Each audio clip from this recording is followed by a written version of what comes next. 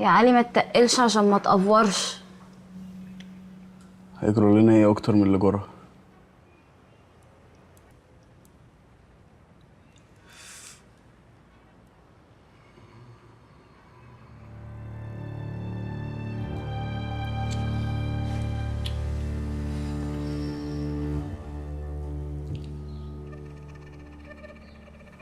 علي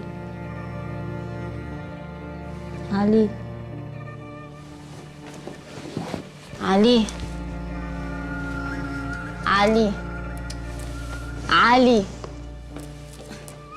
علي علي علي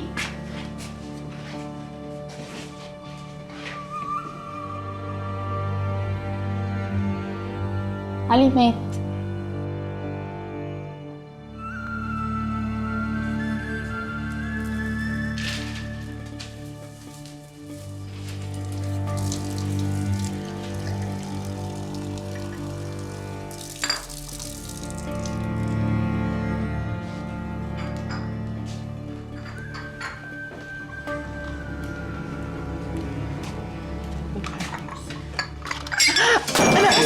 خير بإذن الله خير.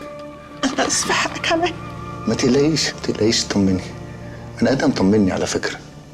علي هيرجع النهارده إن شاء الله. بإذن الله خير. يا رب يا رب. هجيب لك كوباية تانية. شكرا.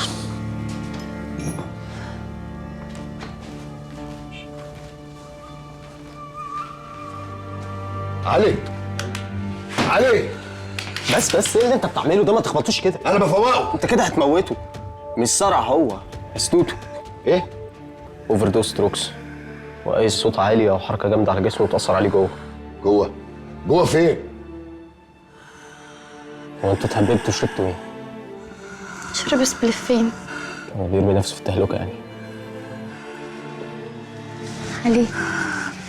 علي احنا تمام وانت تمام. خلاص وفوق بقى والنبي. هو ايه اللي بيحصل ده؟ ما تفهموني. ما تستنى بقى. استنى لحد ما يموت؟ قوم يا علي، انا هاخده واطلع بيه على المستشفى، وانتوا هتيجوا معايا عشان تفهموا الدكاتره ايه الزفت اللي شربه. يلا اتحركوا. اركبي.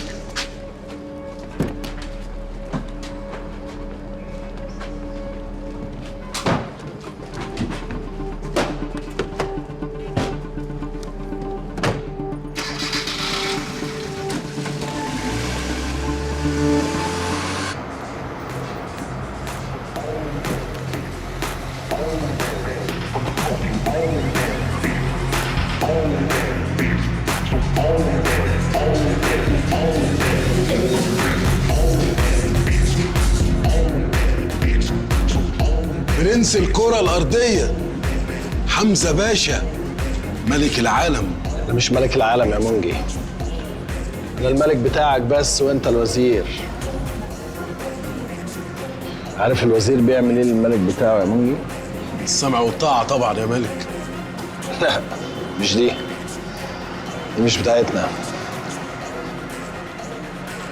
الوزير بينفذ بالظبط اللي الملك طالبه منه، بالظبط بالملي. حاجة كده شبه ممكن نقول عليها الأمر والنفاذ. أصل أنا أحب أسمع حاجتي أنا اللي أقولها، خدش أسمع حاجة تانية. أنت زعلان مني في حاجة يا كبير؟ طب بذمتك أنت عمرك سمعت عن حد يقدر يزعلني؟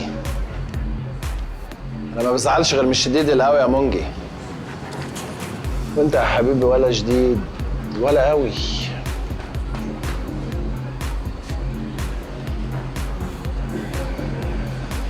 أنا عملت إيه بس يا كبير؟ هات سيجارة، معاك سجاير؟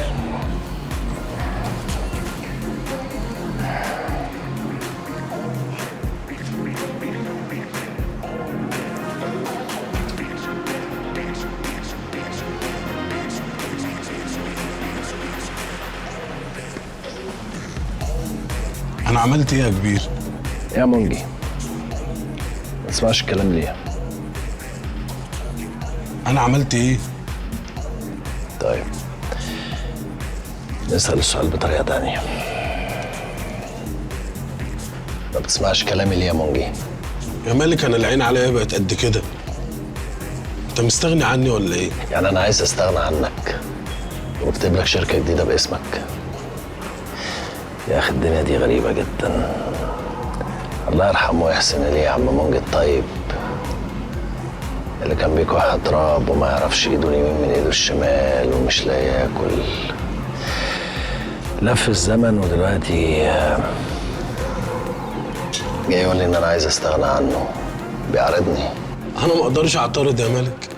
انا كل اللي طلبته ان الفلوس اللي بتتبعت على الحساب اللي باسمي تزيد حبتين. ليه؟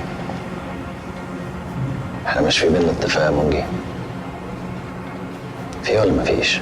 في.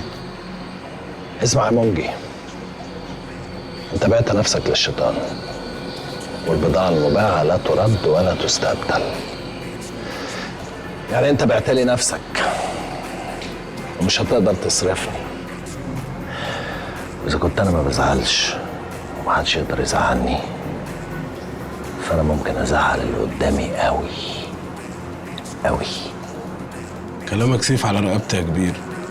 المهم ما تكونش زعلان مني او ما كنتش عملت حاجه بدون قصد تخليك تبطل تحبني. بس انت لحقت نفسك.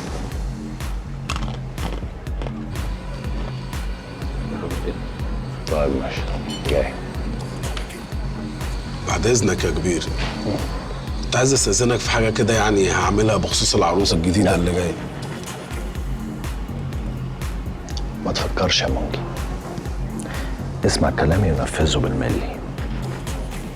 انا مش عايزك تشغل دماغك، اللي اقوله يتسمع ويتنفس.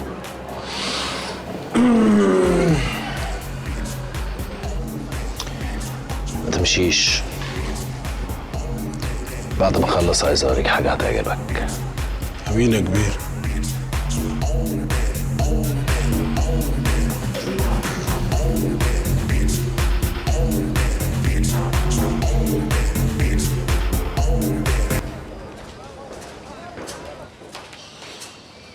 ايه؟ معطلين الباشا عن حاجه؟ حالي واقف النهارده بسبب الزفت ده. ربنا يشفيه. طب انا هقوم اشرب سيجاره.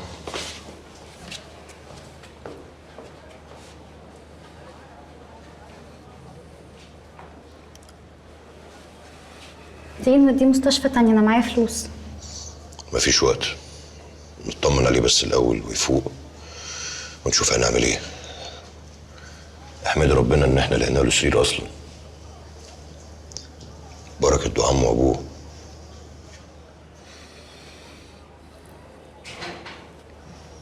قولي لي يا رندا، هو كان مستخبي ليه؟ ده حوار كده اتورطنا فيه. بص، هو لما يقوم بالسلامة بقى يبقى يحكي لك هو كل حاجة.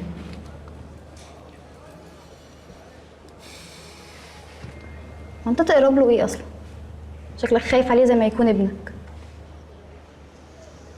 هو فعلا زي ابني ويمكن اكتر كمان. ابوه كان صاحب عمري، بس كنا متخانقين شويه انا وابوه. هو انت اللي شليت انكل اشرف؟ ايه شليته دي؟ الملافظ سعد. دي كانت حادثه وحصلت في ماتش مصارعه، يعني غلطه مش مقصوده. لما غاب عن البيت امه كلمتني، ودي الفرصه الوحيده علشان اقدر اصلح بيها اللي حصل زمان. لازم ارجع لهم بيه. علي بيتكلم عليك كتير قوي اصلا، تقريبا كلنا عارفينك. هو بيحبك على فكرة، بس يعني كان زعلان منك شوية. ان شاء الله لما يقوم بالسلامه هبقى صالحه.